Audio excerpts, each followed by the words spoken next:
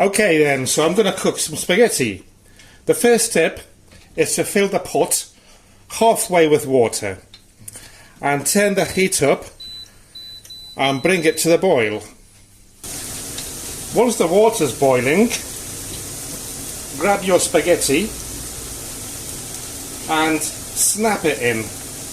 It is so satisfying. Also, the reason that I like to snap mine is because it's much easier to cook when you have a small pot. And add salt to your own liking. And boil still on the same high temperature, though I will turn it down once it reaches boiling point. I will turn it down to medium high. Cook it to your own liking, or if you don't know, have a look at the instructions in the back of the packet. I'm going to cook mine for 12 minutes, usually between 10 and 12 minutes, and it comes out nice al dente.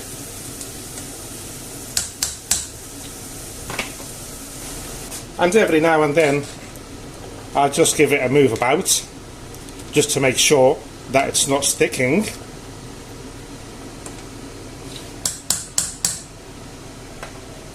So once the time's up, 12 minutes in this case, what I like to do is just to check it like that, you know, clip it with your fingernails to see if it's to your liking. You know what I mean, don't you? And this is to my liking. So what I'll do is turn the heat off. By the way, that's tuna pasta that I'm making today. I'll leave a link down in the description to my pasta recipes, okay? And maybe one up here as well. There. So I'm going to drain this water in one of these thingy bobs. Right, the water's drained. I'm not going to put it on top of that because it's still boiling hot. I'm going to put it on this side. I'll move the camera in a bit. So I'll put the spaghetti there. And what I like to do, so that it doesn't stick after about 2 or 3 minutes, I like to add in about a tablespoon of olive oil and move it about. That way it won't stick together.